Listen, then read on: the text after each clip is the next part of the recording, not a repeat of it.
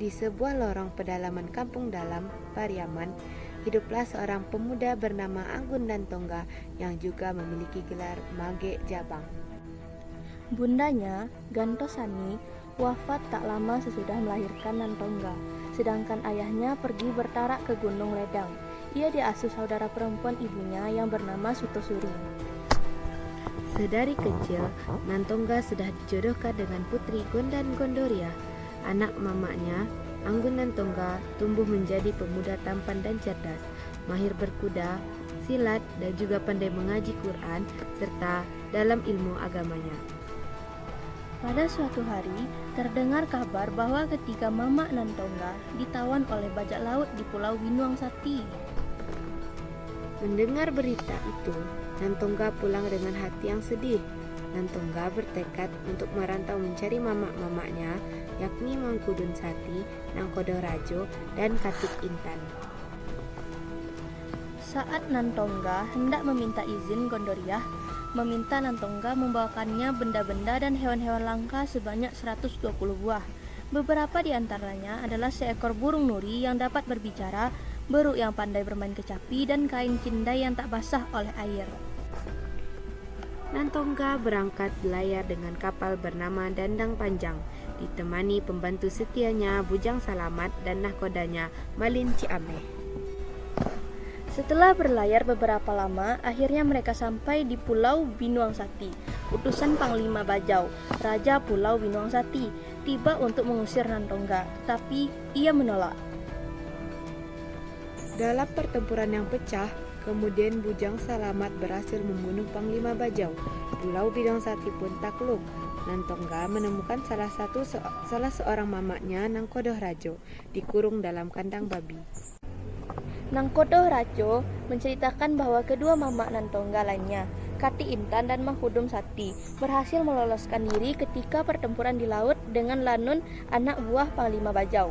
Ia juga memberitahukan bahwa burung nuri yang pandai berbicara ada di kota Kuala Tanau.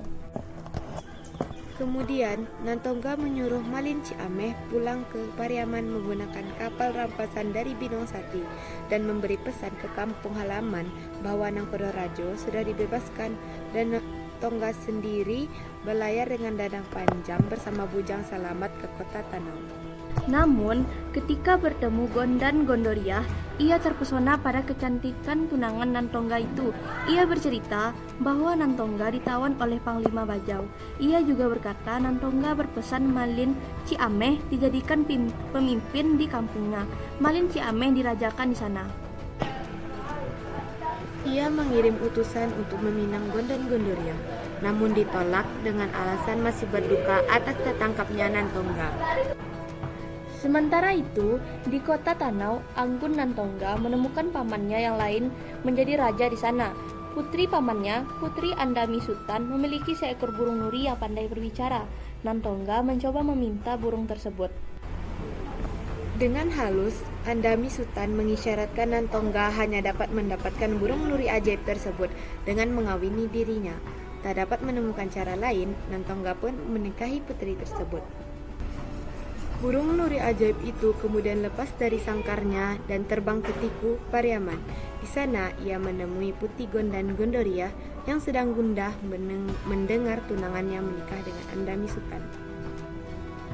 Nantongga tidak dapat menahan rindunya pada kampung halaman dan tunangannya. Ia meninggalkan istrinya Andami Sutan yang sedang hamil. Ketika Gondan Gondoria mendengar kabar bahwa Anggun Nantongga sudah pulang, ia lari ke Gunung Ledang. Anggun Nantongga kemudian mengejar dan membujuknya untuk pulang. Gondoria akhirnya luluh hatinya dan kembali bersama Nantongga.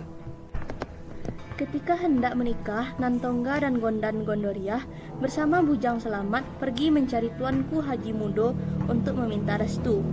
Namun, Tuanku Haji Mudo berkata bahwa Nantongga dan Gondan Gondoriah adalah saudara sepersusuan karena Nantongga pernah menyusu pada ibu Gondan Gondoriah.